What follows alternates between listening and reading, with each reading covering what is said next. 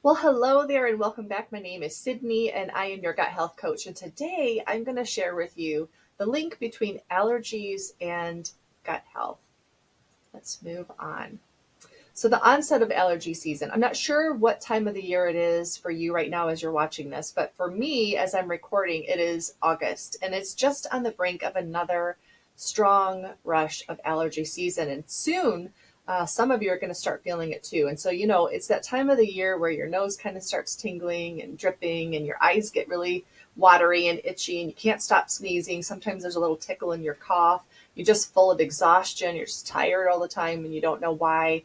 And before you know it, you are just in the thick of allergy season, and it can be miserable. And it doesn't matter what time of the year it is. Some people struggle with it in the spring, some in the fall, and some are year round. And so my own experience with the horrible allergies started when I was a child, and hay fever was a really big one for me. I grew up in Michigan, and during the fall, it was the hay fever for sure. And as I got into my 20s, I did the allergy test where they stick all the little needles in your back and they test to see, like, in a level of 1 to 3, depending on what test you have, what you are most allergic to, like in a 1, not very much, 3, very severely allergic to something. And then they create your own serum and you give yourself shots, you give yourself injections to build up that immune response so that hopefully you're not experiencing all of those reactions. And, that worked for a little while, but pretty soon it didn't. And so then I had to move on to the biannual Kenalog steroid shots. And then it was the Flonase, and then it was the Zyrtec or Claritin, and then it was the Allegra D because I just couldn't breathe. And it was miserable. So let me share a little bit about the history of allergies. In 1819, Dr. John Bostock first described hay fever. It's when he first discovered it, did some research on it. And then in 1873, Charles Blackley identified grass pollen as a trigger. And then immunoglobulins, a mouthful, right, linked to allergic reactions were discovered in 1967. And the World Health Organization lists allergies as one of the top 3 major diseases in the 21st century, which is crazy, right? And there's just been a huge rise in allergies. 32 million people are affected in just the US. That's projected that by 2050, 4 billion people worldwide will suffer from allergies. And it's no surprise with the increasing rates that they go right alongside with increase in autoimmune diseases and all gut health related illnesses. It works together. So what is causing this? Well, stress, number one, is a big contributing factor because it ties into several other areas like processed foods, prescription medication, whether it be antidepressants or PPIs, proton pump inhibitors for acid reflux. All medications have some type of negative effect on the gut health. Alcohol is a big one, and artificial sugars. You may think, oh, I'm drinking, diet pop because then there's not sugars, but honestly, that is just as detrimental to your gut health because it kills off the good bacteria. And then a huge lack of fiber in the diet.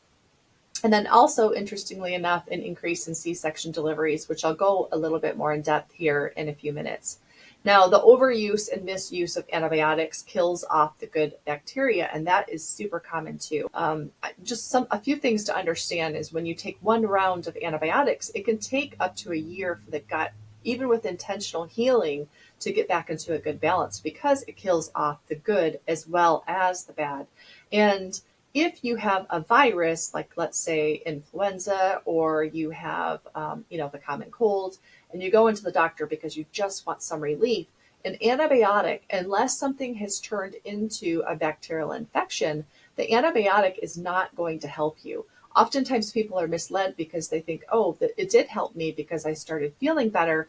But the thing to think of is the timeline. So you're sick for a while, you go into the doctor around day 5, 6, 7, and you get on an antibiotic, and then all of a sudden you start feeling better. But I want you to know it's the timeline that's helping you feel better of your body's own immune response. It's not necessarily the antibiotic, again, unless it was a bacterial infection that it had turned into.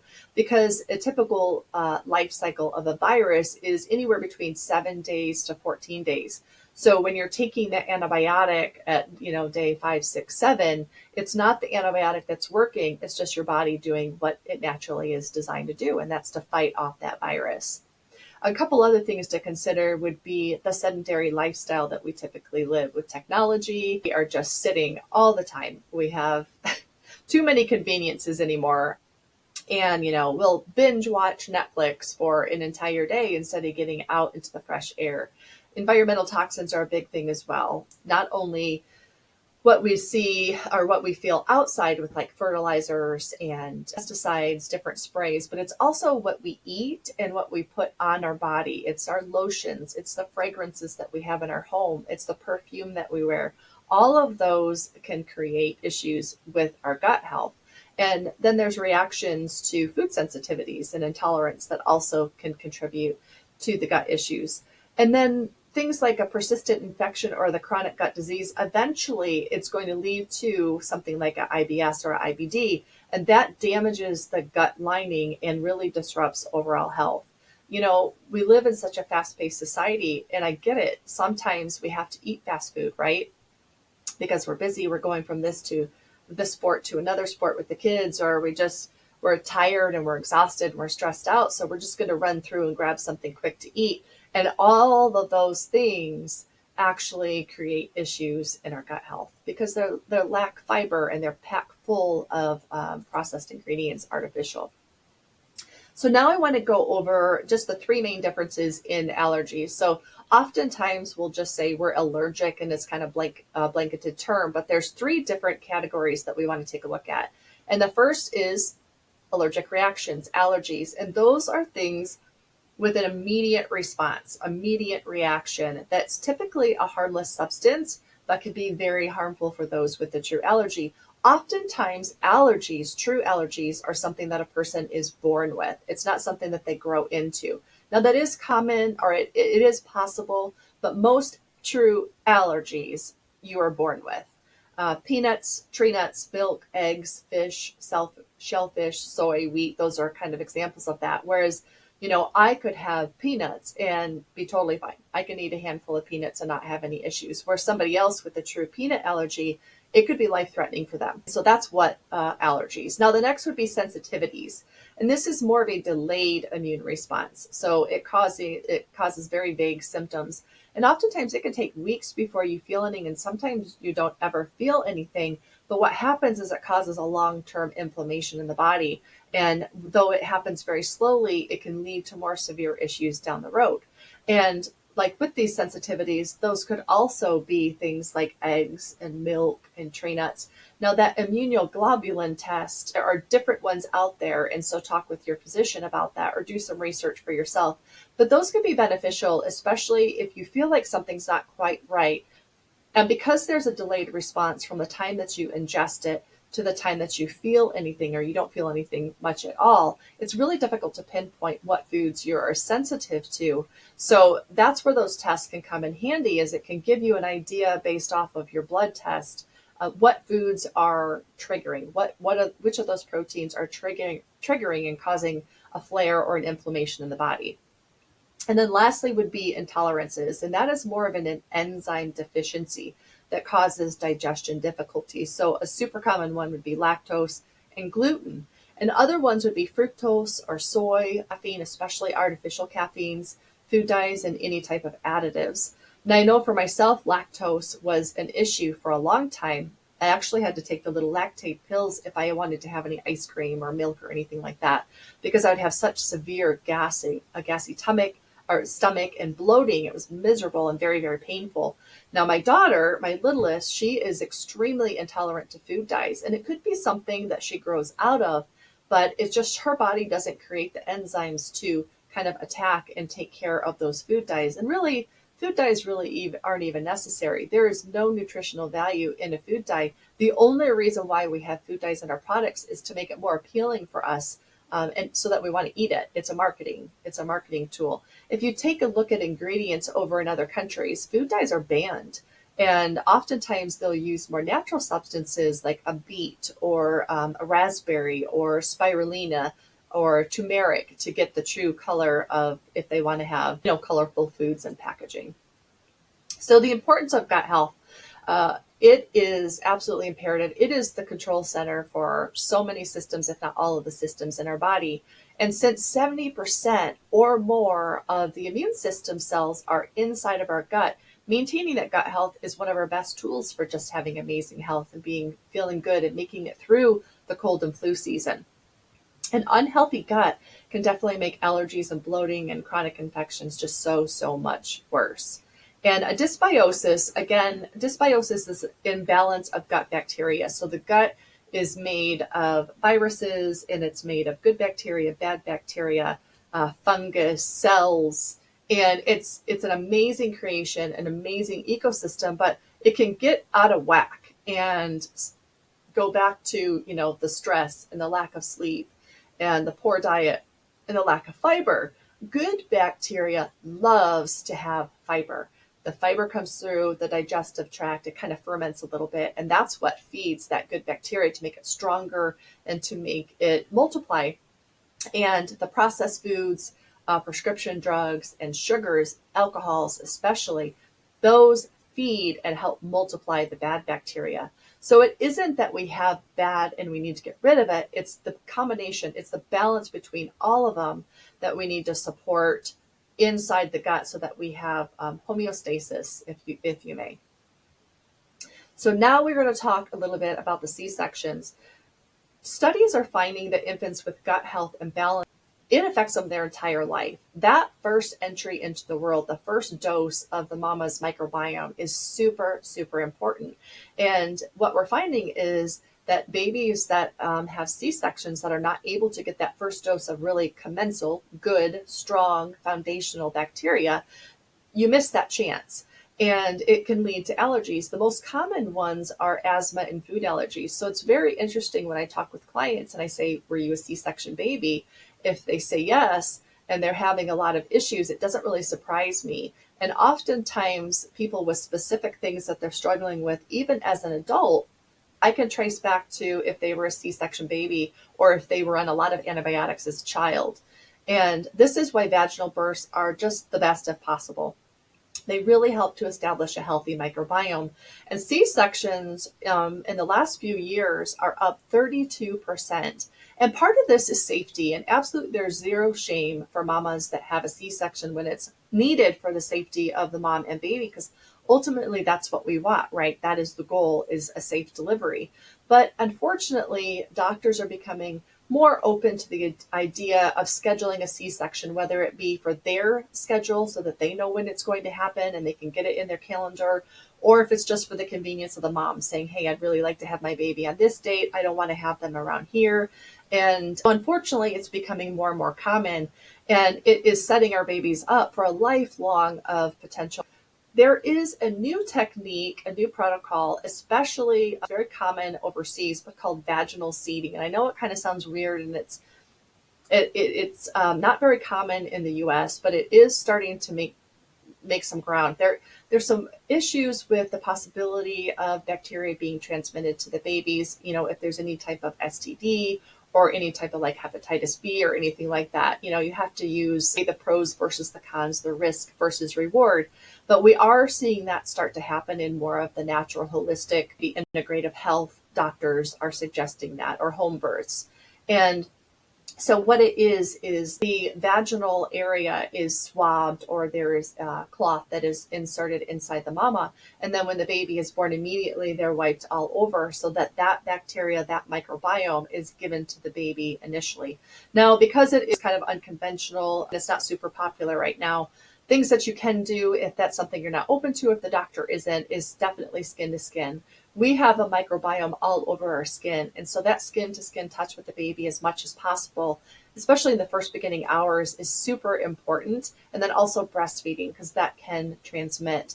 And as research continues, more medical professionals are definitely recognizing the importance of gut health to set those babies up for just an amazing, healthy life that is free and void of allergens.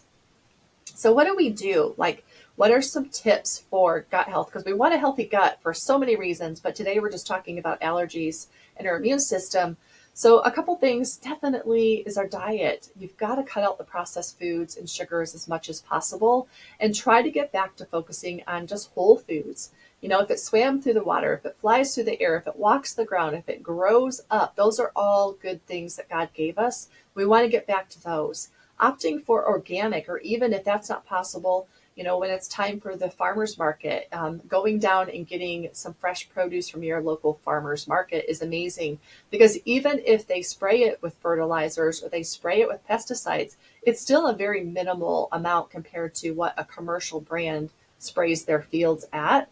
And then consider incorporating some fermented foods, and even taking a look at the paleo diet or even a Mediterranean diet, just anything where it's not packaged foods, it's just whole foods. Not only will it help your gut, but it's going to help you feel fuller because there's the fiber in it, and it's food. Artificial sugars and the ultra highly processed foods, they are designed to make you want to eat more. They're designed to leave you unsatisfied so that you're constantly reaching for more food. Avoid thickeners. So ingredients like guar gum and carrageenan, they can disrupt your gut health. And those, check your ingredient labels and try to limit them if you can. Now, those are thickening agents, so think like yogurts or ice cream or puddings, things like that. Definitely check, because not all of them have those ingredients in there. Carrageenan, that's also something that is showing in some studies to be linked to cancer. So we want to be cautious of that ingredient, especially. There's other foods that we can choose that we don't need to have that ingredient in. It's not really a needed ingredient when there's other options out there. And then lastly, probiotics. Adding quality probiotics to your daily routine can help improve your gut diversity and therefore your overall health. They've been shown to help with allergies, immune function, and even lactose intolerance. And so it's not just taking one probiotic. Sometimes it's a diversity. Not only do we want to support what's in there, but we want to have a whole bunch. Like, we want to grow that ecosystem, because the microbiome and different probiotics help different systems in the body. Some of it, they're called psychobiotics, and those help with like mental aspects, overwhelm and anxiety and depression. There are microbiome that are specific for sleep. There are some that are specific for our metabolism and weight loss. There's some that is for our immune system. And so it's important to have several different types, not just one, not just eating the same foods day after day after day, making sure that we get a diversity in there. One thing I love about the one that I use is it really helps support that healthy digestion, and it promotes that healthy bacteria by feeding it and helping it grow. It also really helps to target that intestinal yeast, which can cause some issues, and it helps to crowd that out, kill it off, and then that way we can detox it out of our body. So my story is before I had food intolerances, and more every year. It was milk, and then I think it was watermelon next, and it was cantaloupe, and it was almonds. And these things would pop up because I would be able to eat them, and then all of a sudden I would eat them and have severe stomach pain, so much so that many nights I would have to go lay down in bed if I decided to eat them, or if it was the first time, and I was shocked that it was bothering me that way. But it seemed like every single year, I was becoming intolerant to something else. And then seasonal allergies were worsening. I was having to, I went from only needing maybe Claritin to needing to have one shot a year, and then it was 2 shots a year, and then it was needing the Flonase, and then it was needing the decongestant. It just seemed like it was getting worse and worse. And then now I can eat all the foods that I want. I can have cream in my coffee. I can have ice cream. I can have yogurt and cheeses, and I don't get gassy and bloated. I can have watermelon and cantaloupe that used to be my favorite. I can have almonds, and I have zero reactions to it. And that is something that I never really understood, that would even be a possibility for me when I started working on my gut health 4 years ago. But it's been a pleasant surprise, because now I don't have any restrictions. I don't need any medications. I don't need to take any shots. The maximum that I do is if we're outside and it's dusty, or, we're working in the yard, is I might do a nasal rinse, or called lavage, where it rinses your nasal with a saline solution. And that's it. So the challenge is we need to try to bridge the gap, right? So the reality is we're not always going to get the foods that we need in our daily diet, and our gut really needs to stay balanced and happy. And so that's where supplementation is going to come in hand. Now, I know some people are like, I'm just going to eat the foods. I don't need to have the supplementation, and I completely understand that.